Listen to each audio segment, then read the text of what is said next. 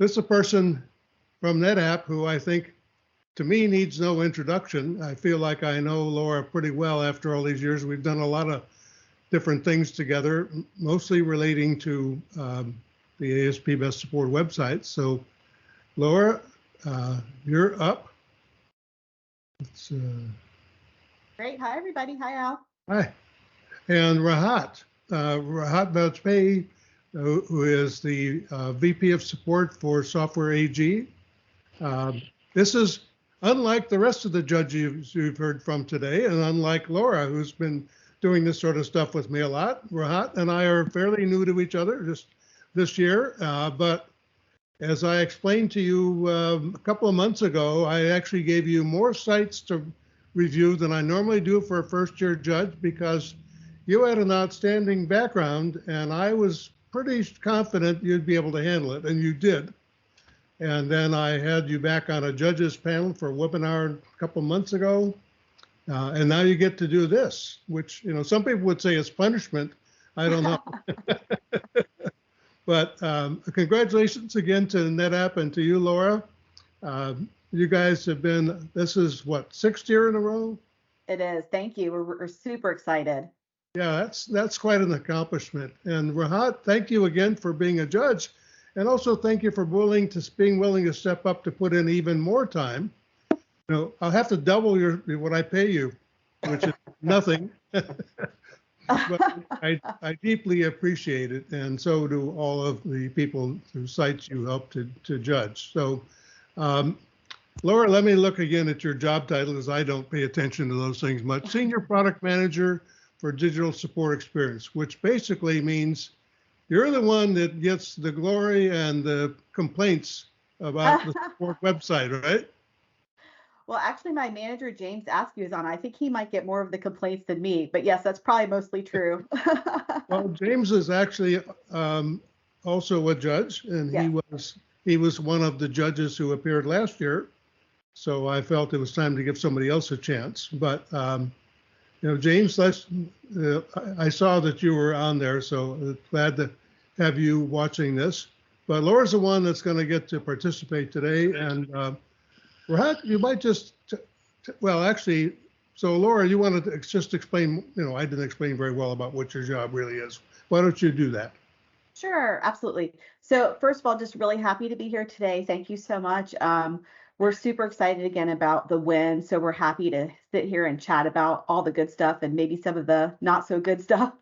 But I'm actually with NetApp. I've been at NetApp for about 11 years, and I've been on the same team the entire time. And so we were called the NetApp Support Site Team, and at some point we changed our name to Digital Support Experience. So I also run the awards program at NetApp for digital support. So we're very excited. We've won many, many awards, and we have a program that actually does that. We research the awards and figure out what to enter and win. And we started out actually in 2014, I believe, entering the ASP competition. And like a lot of the other people on the panel today, we really did it for feedback. We were really interested in getting that outside-in feedback. And I'm kind of echoing what a lot of other people said. That really was of value to us to get that ability to kind of see where can we improve, and it's really been iterative and added into our roadmap over the years. Previous to me being at NetApp, I was actually at Red Hat for 5 years. So my background is really in digital, both from a digital support experience perspective, as well as digital marketing. So I've done a lot of different things in digital for a very long time, and I won't tell you how many years, but for quite a while. And it's been great. I've also been a judge on and off over the years. I think I've been a judge for maybe 5 years plus total for the ASP Awards, and it's been a really valuable experience. And just a quick plug, I highly recommend people to judge. It's really helped me gain additional knowledge of what people are doing in this space, but also it's just a great way to really provide that wonderful feedback back to people who are trying to get the feedback. And feel free to enter, which I'm sure many of you do, because again, it's very inexpensive to get this amazing feedback. We've got awesome judges who have all this experience, and we've really seen value from it. So thanks, Al, back to you. Okay, so Rahat, you know, I've said what your job title is, but you give people a little reality of what it's like. I mean, from my personal experience, that's one of the busiest jobs in the world. But go ahead, you explain yours.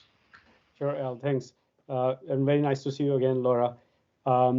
So I'm Rajat Vajpayee. I'm based out of the US. I'm VP of Global Support. What that means is that I'm responsible for delivering support for the company that I work for is Software AG, and I also am responsible for the escalation management. So looking at support from various different angles. And I can certainly reiterate what Laura said. My motivation for becoming a judge was to learn how do we evaluate these support sites. So my background is in support. I joined Software AG in 2007 when Software AG acquired WebMethods, the company that I used to work for. And over the years, Software AG has grown by acquiring other companies. So I have seen our support site, grow to expand and incorporate other companies. And it's not easy to do that. And when I got involved with ASP last year, Laura, it was your presentation. I remember, I think you were part of the presentation, and I remember how you were describing how your site was. That motivated me to become one of the judges. And, awesome. Yes, absolutely. And this year we are ourselves, Software AG is redesigning its customer support site, Empower. So I have already learned quite a bit, and I'm planning to use my learning from this experience. So I echo what Laura said, that if anyone is thinking of how to gain understanding of how you what it takes to design a nice site, which if customers find helpful, this is a great way to learn. So, okay, then that's my introduction. So back to you, Al. Okay, well, actually, I'm just going to turn it back to you. So show us the site, this award-winning site, and explain to us why they were worthy of an award. Absolutely. Okay. So I think that this has been covered before, but I joined just a few minutes ago. And for the benefit of those who are joining just now, let me just walk you through a very brief overview of, as a judge, what I was looking for in a site. So there were about 5 categories that I looked for when I looked at NetApp and the other site that I also evaluated. So the first thing was a user experience. So that is self-explanatory, that the site should be easy to navigate. The first impression that the customer gets from visiting the site, whether the menus are all laid out in a way that makes intuitive sense.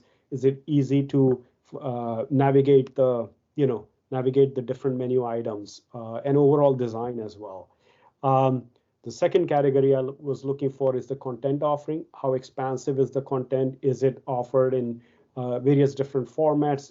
For example, is it only HTML pages or also PDF documents, videos, etc.? And by the way, NetApp has a lot of videos, and some of them were the ones that I looked at were very, very helpful. Then the third aspect, which was of particular interest to me, was content engagement interaction. How do you design the site so that it draws a user into the site, and how are users able to interact with the content? So a simple example would be, how does the site collect feedback? Are customers able to escalate cases easily? That was of special interest to me, and I will spend some time on how NetApp achieves that. There are 2 other aspects of these categories which are not easy for a user to figure out, but as a judge, I was able to look into it, which was site improvement process. So what has NetApp as a provider of the customer site done to make sure that they're continuously improving their support site? And the second category is site measurement process. So what kind of metrics that they are collecting which help them tailor the site to their users. And that's, Laura, I think those are the 2 areas. Perhaps I will lean on you more to explain us how you achieve that. Sure. So those are the 5 categories. Let me now start walking through the website itself. So I'll share the site. So I'm already logged in. And this is the main site that I see. So let's say if I was logging in, the page that would come up would be this, and I click on support, and the site refreshes. And the first thing I do is select there are 2 profiles pre-set up for my login ID, a test company's ID as well as a test reseller. So something to point out that NetApp offers design the site for their end users as well as for their partners and resellers. So I select the first option of a test company standard. And what I'm presented is a nice dashboard. On the top, we have the main navigation menu items, so products, systems.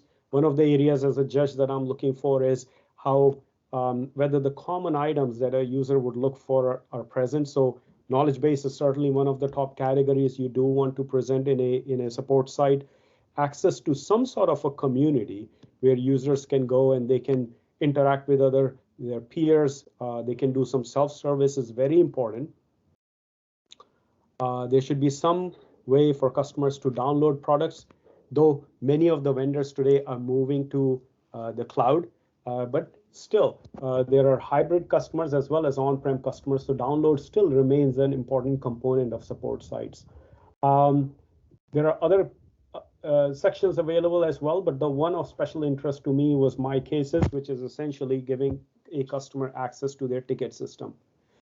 On the right-hand side, what I really liked was the design of how the support channels are available. So if a customer wants to contact support, there are 4 different channels available. So the first is Elio, and Laura, correct me if I'm saying that incorrectly.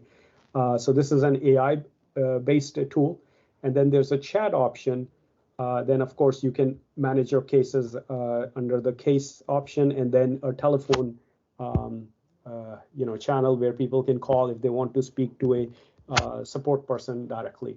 And NetApp has made it very they're very transparent, and when you click on the phone system, it does say that please call for P1 cases. So they are trying to drive users to use either their AI-based system or chat, or open a ticket through their case management system, which, coming from managing support team myself, I can fully understand that you want to reserve your live support engineers for really high priority cases. Moving back to the dashboard, so this dashboard is very expansive. So when I scroll down, you will see that you can, on the left hand side, you get some proactive information about your system. You look at your inventory. You can get a list of all the cases that you have opened. So I opened one case as a test yesterday. It is still unassigned, and we'll talk about that as well, and which is good, by the way, because it helps me demonstrate one of the very nice features of NetApp. On the left-hand side, again, if you scroll down, there's an AI. I shouldn't call it AI. It's very easy to call everything AI, but this is a predictive tool which helps a user understand the health of their system. Then there are some other pieces of information, your contacts, warranties, order status, quick links. So the point is that NetApp offers a plethora of support options as well as support options for many of their products. So there's a lot of information that a user could use. What does this mean? So in our company, we also have about 300 products that we support in various stages of their life cycle. And when we were designing our website, there were a lot of debate, and there was a lot of discussion of how many personas do you want to offer so that you can offer a customized experience. And I can see, Laura, that probably you went through this discussion as well.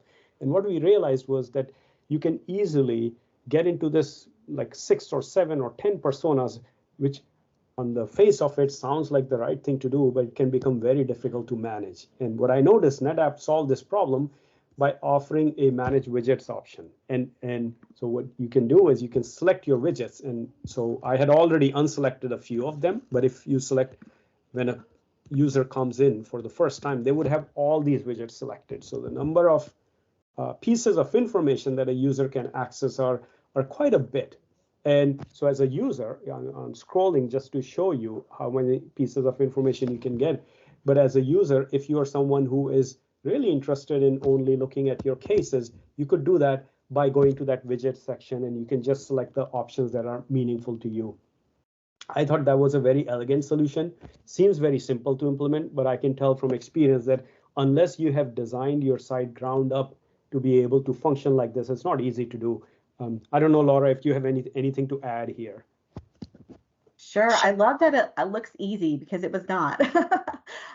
So one thing about our site historically, and I'll probably get into this when we talk about the strategy a little bit more, is We redesigned our site, I think, and I'd have to think about the year. I think it was 2020 during the pandemic. We had a new site come out with a new back end and a new front end. But our data systems that feed the support site, because we are a portal, include like 5 different systems. So we have ERP, we have SAP, we have all these AIM, we have all these different IAM rather. We have all these different systems that feed the data. So though on the surface it looks quote unquote easy, we actually have a very complex backend system that feeds the data and information on here. And you were right on with, we really have a role-based, so it's a role-based, permissions-based dynamic dashboard based on who you are, if you're a customer or a partner, and what you have permission to see based on your install base, or in other words, your purchased products. Your dashboard dynamically changes. So some of the widgets are different if you're logged in as like a NetApp employee versus logged in as a partner, which you're logged in right now as a partner, or logged in as a customer. So yeah, I think you definitely highlighted all that stuff. Thanks. Very good. Okay, thanks. And I did notice that you have just so extensive a data that must be coming from various different systems. But the look and feel you have been able to manage so that it displays uniformly. But there are some sections of the site where I can tell that it really is a different application, which is just the nature of when you try to present and bring together so many different backends into one system. The next thing, so well, based on this, I mean, what I should say is that the user experience from my point of view is very, very nice.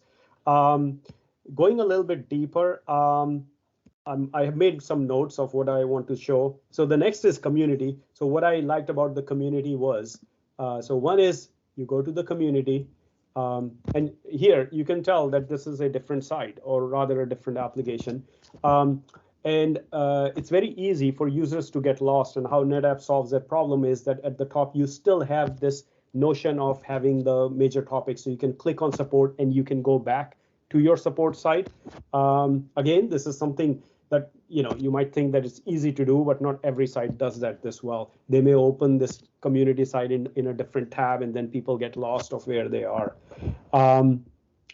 Another area that I liked was that in the community, you also have a Discord server. Maybe we can talk about that a little bit down the road, but I was very impressed that you have invested in having your own Discord server. It's something which is up and coming. I shouldn't say that this is just new, but I haven't seen that much adoption of it in the customer support sites yet. Another section that I wanted to show, and I've written it down, is walk me through. I really like that. So I think in order to demonstrate that, so let's say if I'm a user and if I come and I want to look up some information about my systems, the NetApp has this nice button which is called walk me through. So if you click on it, because there's a lot of information, a lot of fields here that you could start entering, the walk me through nicely pops up a box and it tells you enter your search criteria, click the new search button. So essentially I can enter something here and then click something here. Seems very simple, but then I was clicking around and say in software license. So if I go to another section, if I want to look up software licenses, here also you could have multiple options. So if you click on walk me through, it really does provide you very context sensitive information. So it says use the drop down to choose how you would like to search for your license, and then you have all these options. I think these are like small things, but these are things that you have to think through when setting up your site. And one thing, Laura, I want to comment on, and you can tell me if I'm right or wrong. When you're designing a site and adding these elements which are supposed to help your users, in the first iteration of the site, they make perfect sense. But unless you have a strategy to keep updating them and managing them, they can often, get out of sync. So I don't know if you have had particularly challenge in doing that, but that's why I think not everyone will go for this option, because then you have to make sure these walk me through still make sense when you add new features. Absolutely. Yeah, that's well said. Well, we actually use the tool Walk Me. So I don't know how many people on the call are familiar with the tool Walk Me, but Walk Me Through is essentially a pathing guided help for people that if you use the tool WalkMe or the product WalkMe, we've enabled that across our site, and that's how we've actually created that. But we actually have a team of people who work with WalkMe along with some other tools for the support site. So we have a team that actually is able, I believe, to track if something breaks. The WalkMe tool is very robust in terms of the interface that you use as the people who execute the WalkMe onto the site. There's lots of great analytics. There's lots of great information on what's happening. And I believe there's a mechanism that shows people if things are breaking. So even if, let's say, because we have a pretty large team of people working on the support site, let's say Joe over here makes a change to the form, but our WalkMe team at NetApp is not aware of it, they will probably see some kind of notification that lets them know something's broken. But also, I think the team's actually pretty proactive about knowing when things are going out and things are changing. Our workflows in particular, when those change, they do not change very often, but when those change, the whole support site team is pretty aware of it. So the WalkMe team is part of the support site team. So they usually know, but of course there could be that one occasion where we have somebody do something creative and nobody knows, and in that case they'd be alerted. So WalkMe is a great tool. We've really used it a lot. It's been very helpful. This is one of the features, but they have many others as well. Okay. So it sounds like, Laura, that WalkMe was able to help you provide a better user experience for your customers, but it might be helping your team as well to find out if a link is broken or to essentially maintain your site to some extent. Yes, I would say that's true. Essentially, I think most of our WalkMe throughs are for what we would call our complex workflows. Software licenses is a good example of that. Create a case for some folks that they may, it depends on the person, could consider it a complex workflow. And if they do, that's there to help them. So it's really not meant to be interruptive or intrusive. It's just there if you want to use it. And many people don't use it. It's there for the people who feel like, hey, I need some assistance to go through this complex workflow, for example. Yeah. Okay.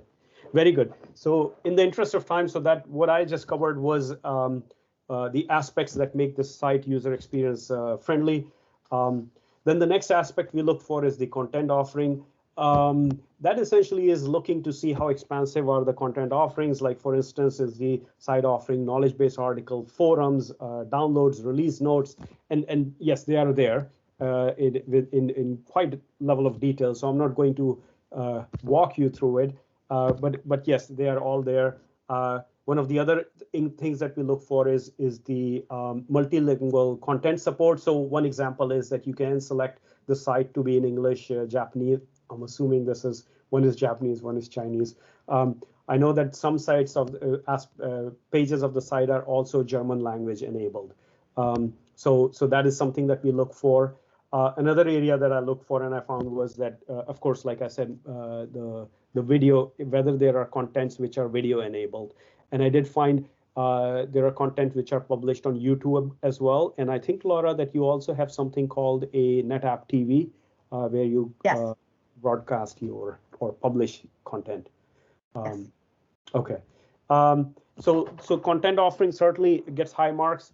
Then we move to the content engagement and interaction. That was the piece that I really liked, and it also spoke to me because it talks about how customers will manage their incidents and how they can get help. So coming back to this section, which is on the right-hand side, there are 4 channels available to customers. They can use an AI-based assistant, which is Elio, and then you have this chat. What I really liked about the chat is that for complex support sites, like for NetApp, which offers support for hardware and storage items, that it might be someone who is trying to offer a technology-assisted help could have gone for a chatbot. And chatbots can be very, very helpful. But in complex scenarios, if you implement a chatbot and if you don't do it well, it can also lead to frustration. So I'm not going to say that whether NetApp tried it or not, but as a user, if I was going to look for help and I saw chat with an agent, that really made my day. So if I was looking for help and if I could click on this, and I tried it, and I realized later on, Laura pointed it out to me, that this is not a test system. So if I click on this and I log in and I ask for chat, an actual agent actually was pinged behind the scenes and they were ready to chat with me. So I'm not going to do that now, but I will go to the point where we might end up having a chat agent, and I'll cancel this. So let's say if I'm looking for a non-technical issue, I enter my serial number, and this is where the site helps me. The design of it I really like. So you can leave this section up, and I know where to get my serial number. So I go to my cases, and I just need to just move my camera and copy the serial number, and then I paste it. And then I can enter a problem description. So it could be, how do I change my, I don't know, profile ID? And then if I click on chat, it would go to a agent. So I thought that was a great option. And Laura, I don't know how easy or hard it is for NetApp to do this, because you have so many products and you have presence in multiple countries. So it cannot have been easy to make this option available with a live human being. But from experience, I can tell that when we are trying to open a case, often we don't know when we'll hear back on our incident. But if we have a human being with whom we can chat, and if they could give us some guidance, that is really very powerful. So I gave high marks to NetApp for having this feature. So I canceled this. And then the next thing I wanted to show was AI assisted. So let me just quickly do that. You can certainly go for technical support. Select a product. Again, you have to have a serial number, and I type system, type end, and I submit. We get a response back from the AI. It's doing some vector analysis and all sorts of different things in the background. And so the LUO virtual agent came back, and it's saying that it needs to open in a new tab, and you'll see why that is. So there's a new tab opens, and there is and you find your recommendations. So there is something that AI found. I mean, it has a nice layout. So this also shows how NetApp has invested in their knowledge base articles. So it has a consistent look and feel. Typically, NetApp knowledge articles are, it tells you which products it applies to, what the problem is, what could be the causes, and how do you remedy the issue, and then any additional information. So Laura, I understand that this was a overhaul of how you do your knowledge base management, and you and I chatted briefly about this before as well. But perhaps you could share how you are doing your KCS strategy. Why did you invest in it? What benefits you have seen since implementing that knowledge base management strategy? Sure. Yeah, so I think just to help kind of set the stage, our strategy overall is a digital dominant model. We're trying to move folks more into a digital support enabled experience and out of assisted support. In other words, trying to help people be able to self-support as much as possible. We obviously know people may still call. We're not trying to say you can never call us, but we want to try to move the needle and move us over into that digital support. So we're trying to get people to be engaging in our peer-to-peer support and community, in our self-support and knowledge base and or support site, for example. Or we also have a support API product that when you're in the product, you actually can get support while you're in the product. So the overall KM strategy really plays into all of that, because if we have robust content that is relevant and causes the person to be able to easily solve their issue, that encourages and actually results in our digital dominant model being met, and we have people moving to the digital space because they can indeed find their answer. So Elio is actually tied into KB and to other document resources that we were talking about earlier. We have a lot of different types of content that are available to people.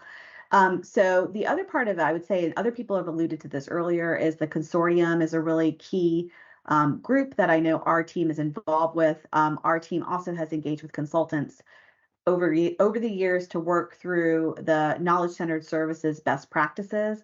So at this point, over multiple years, the team has now attained phase 4 of the KCS V6 methodology. That's been many years in the making. The knowledge base, which is a different website, kb.netapp.com, actually has went through an overhaul of the technology. And as was just shared, there is a template essentially for KBs, which makes it really easy, readable, also very good for search engine optimization, SEO, to consume that content in a very consistent way with lots of good metadata. Also, beyond what you can see as a customer and a user, which again is this robust content, there's a whole process behind it. And I'll just be brief about that because I know our focus today really is a support site. But essentially, the knowledge management team has implemented and put together amazing processes. I think there's been over 500 people who have been trained as publishers. And so there's this very intricate publishing system. And I think earlier today, we saw that chart of, what is the best practices in knowledge management with the RICE model and everything that was shared earlier today. That is being followed. And as a result, what used to take 30 days to publish a KB is now down to, I believe, an hour or something very short, because there's this intricate process of, as somebody is engaging with someone with a problem, there's a determination made from that point of contact. Is there a knowledge base article that addresses this issue?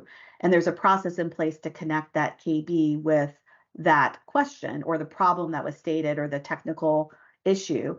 So that's an ongoing activity. And so what's happening is, if there's a KB that exists, it's aligned back with that case. If the KB does not exist, whomever this publisher is, qualified publishers would write a quick KB article, which again aligns to this template, and it would then go through an approval process and be published out.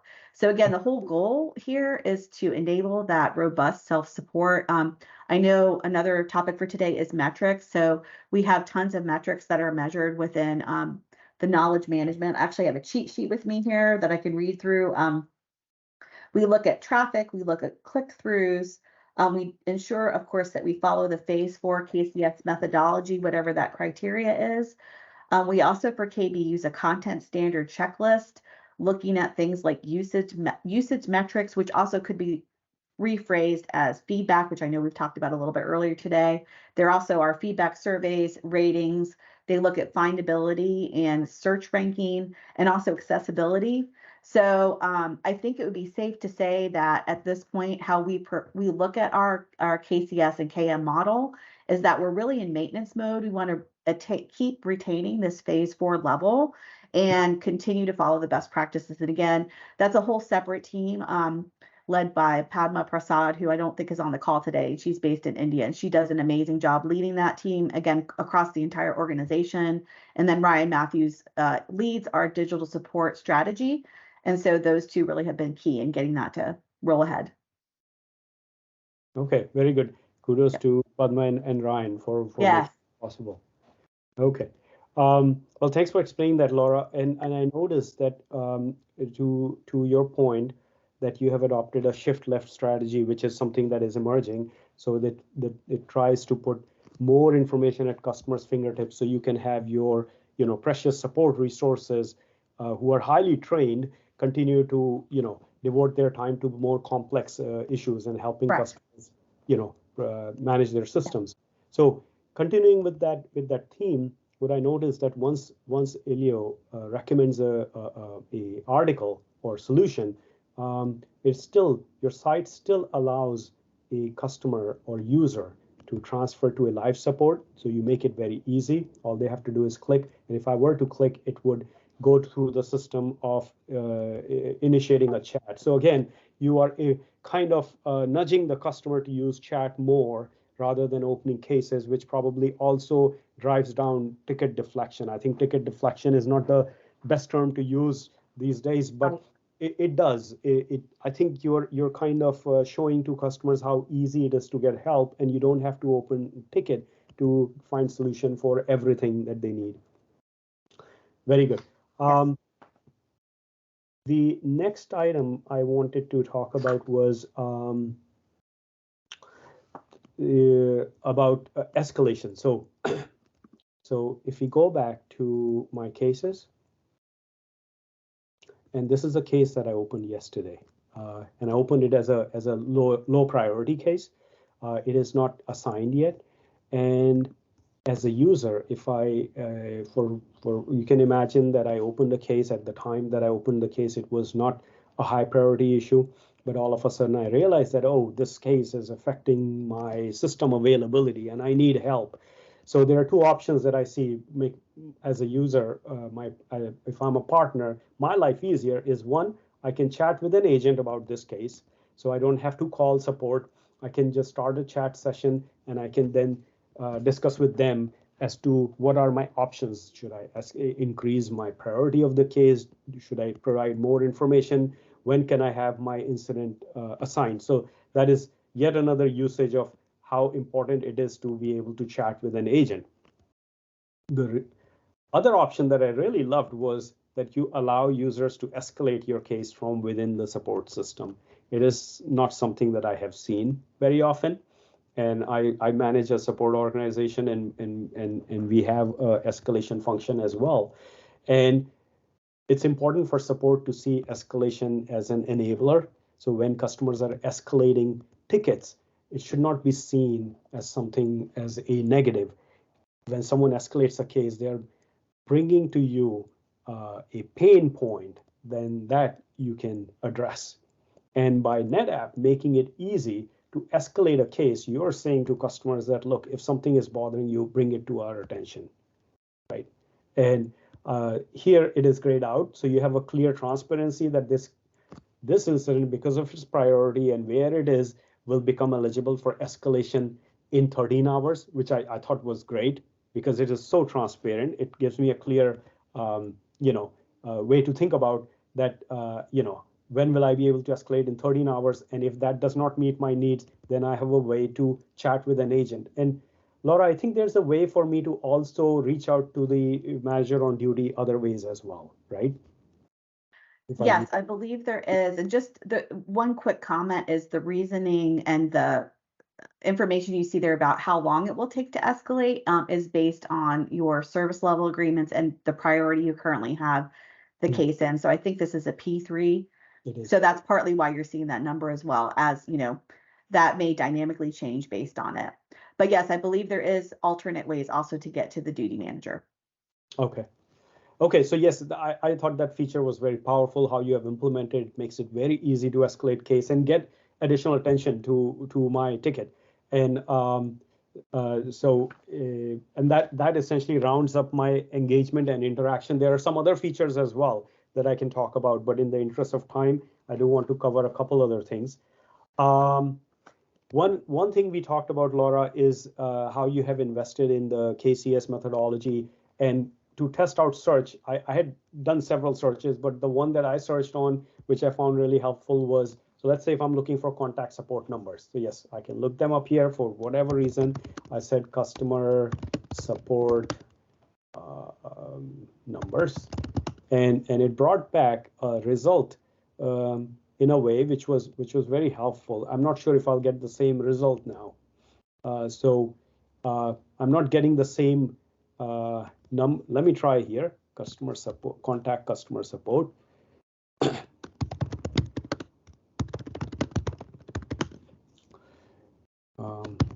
Okay. And I got a nice link to how to contact customer support. And I thought this was very nice because this is, I typically expected when you search, you typically get back some sort of an article. But here, I think, Laura, I'm looking at a support site, which is kind of an introduction. So it has a nicely laid out different aspects of contacting support. And it also tells me what are the different channels. I thought this was very nicely implemented because rather than just showing the support numbers, you're showing the different options that are available to me. Do you want to talk about it just for a minute as to how do you make it available? Sure. Is this an article or why am I seeing this? Yes, I'm so excited this page came up for you, by the way. I haven't tested on that specific keyword search. So this is really cool. This page was specifically created because we wanted to provide people with what I call a quick interaction page with support. Especially for people who may be new to NetApp, who are maybe newly onboarding with us, or maybe a new customer. So, and also again, from our selfish side of the house, we would like to encourage people to have self-support and engage in this digital dominant model. So this page is called Find the Support You Need. This page was created, I think, maybe like 8 years ago. And I had this put together because we were noticing people maybe were having challenges getting to what we would call our quick list of helpful things, for lack of a better word. So we tried to put in here our top tasks that we were seeing people do, especially again if they're new. The support owner's manual in particular is something that would help people understand how to engage with support, whether it's through the website or how to engage with the actual support organization. You know, what are your SLAs? How do you get in contact with people? All those kind of key things as a new customer. And then you'll see some other top tasks here that we on our support site have identified. What are the top things people do on our support site? And most of those are in the main menu once you're logged in, but you can kind of see them called out here as well. Many people want to check their case status or register a product or request a part. Lots of people want to download software. I think that's been in our top 5 tasks for as long as I've been at NetApp, which is 11 years. And then we also want to encourage people to do the self-support. So this page kind of came about to really help people. Our intention was to help our customer. And again, as you mentioned earlier, on the right-hand side of every single page of the support site is what we call the assisted support pane, which allows you to engage with Elio or chat, go and create a case, or find all the global phone numbers. So that is always consistent and persistent across the site. No matter what page you're on the support site, you're able to get to that right menu at any time. Okay, very good. Thank you, Laura. We have under 10 minutes left, so I have just 3 things that I want to cover. So one is I want to come back to this section in the community that you have a Discord server. So Discord maybe Laura, you can help us understand what is Discord, why did you add it, what are the benefits of Discord over a traditional community site? Sure. Yeah, so in our essay, this is actually one of the key features that we entered in this year into the competition. So we obviously did have a community, which was great. It allows people to really engage on key features. But what Drew Claybrook, who owns the community, also ran Discord. So again, we have lots of different people involved with our digital support. And he really felt like we were missing kind of this real-time community-based conversation about NetApp, whether it was about technology or solving problems in real time. And so it kind of gave this extra complement to community to really have like this real-time nature. I think he was trying to do things like watch parties, live events, and having just like kind of that really close way to connect with customers in this real-time way that community didn't necessarily have. So it's sort of an addendum to it. And a lot of the other goals there too were things like just growing the community, having more engagement in the community through having this additional channel.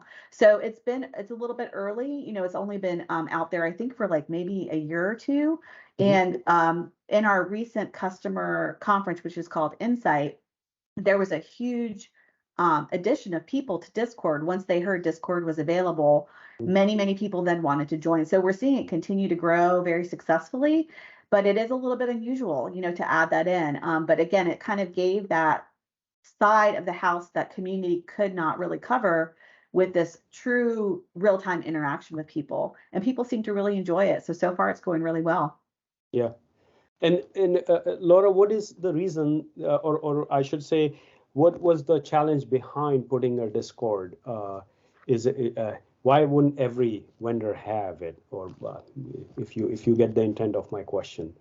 You know, I don't have the answer to that question, but I will say one thing I think did occur was from a definition of Discord. You know, many people define it different ways. Some people may define it as social media, for example, and some people may define it differently. And just to play the devil's advocate, I believe one of the challenges we did have was corporate just being a little concerned about having a Discord channel. So I believe, and again, I'm a little removed from the conversation, but I think there was a long discussion about that. And the good news is eventually it did move forward and now it is, you know, official. But I think it kind of started almost as like a groundswell type activity and then grew from there. So I don't know technically, you know, what other challenges we may have run into. I do know that we used to have a forum, and that forum did get moved to Discord.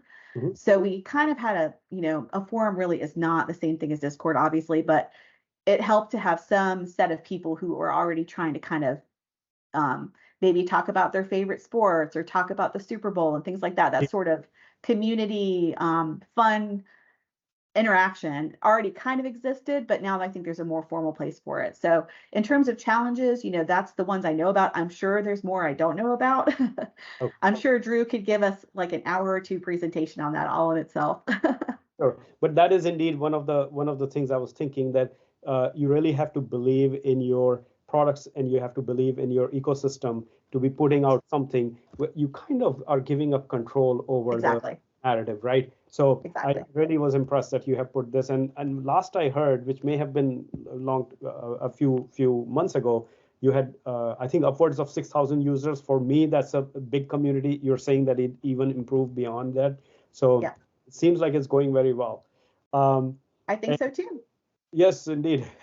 So just in closing remarks, Laura, one of the things that I wanted to ask you was, you already talked about the metrics that you're collecting. Then the third thing that I wanted to ask you was, what are the processes you have in place? So how do you collect your user feedback, and how do you make sure that you are improving continuously on your side and moving Awesome toward? question.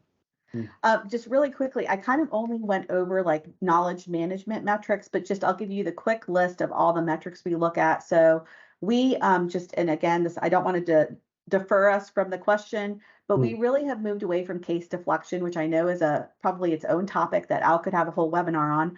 But we look at things like contact ratio, which is the ratio of digital support to the assisted support. So for example, in 2022, we had a 70-to-1 ratio. So 70 digital support usages versus 1 assisted support. And we've increased that this year to 83-to-1, which is good, which means we have, essentially 13 more people in our ratio interacting in digital versus assisted. So contact ratio is a big one for us. Cost per answer. Again, we're trying to move everybody to the digital realm. And as we do that, it does, from a cost perspective, obviously cost less and less and less as you move from assisted support, which may be like a lot of money per call, for example, to somebody self-supporting on the support site. It's a much different cost, obviously less cost for us. So that cost per answer is really important, making sure it's as low as possible to give the correct answer to somebody. We obviously track CSAT. We track customer effort score, which I know a lot of people have talked about. That one's really important to us. And we have all of the KCS metrics that we talked about before. And for our support API program, we've been in product support API program, we've been measuring engagement to understand how are people engaging with that.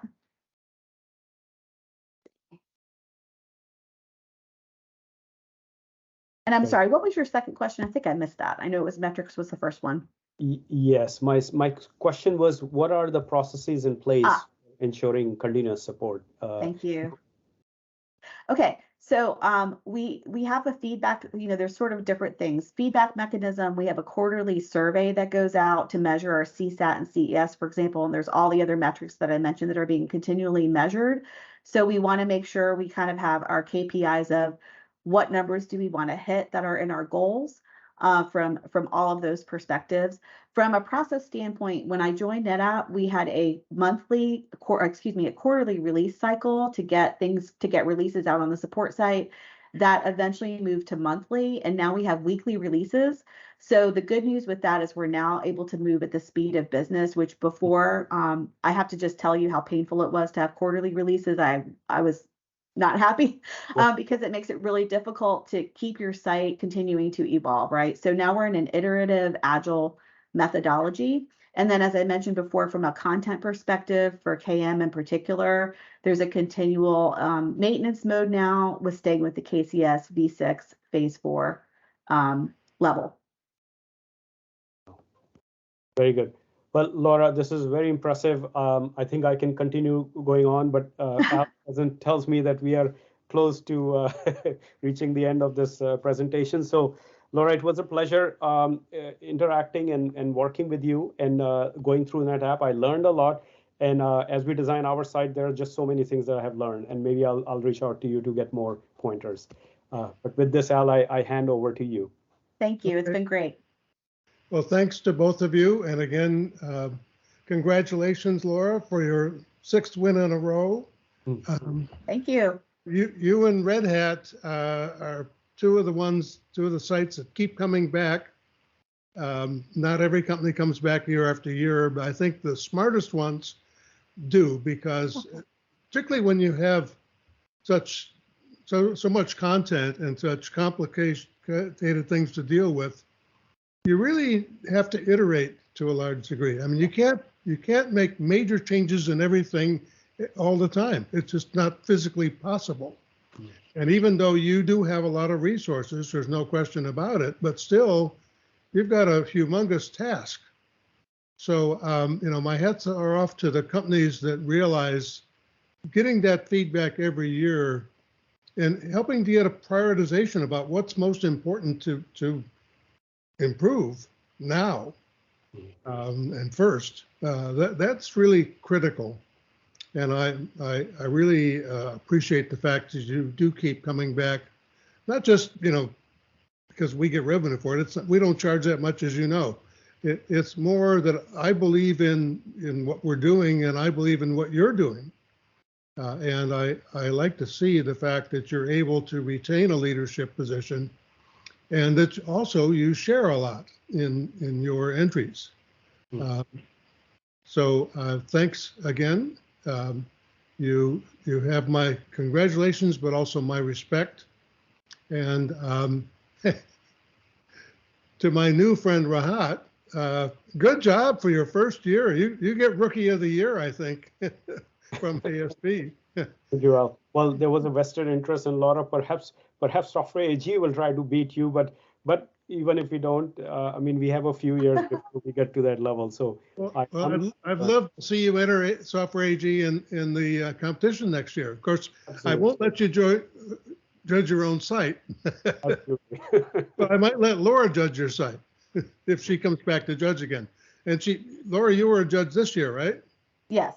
Yeah, I'm trying to remember, because when you come and go like that, I have to remember, okay, this year she was, last year she wasn't, and that's actually how it was. This year you were, last year you were not, but. Correct.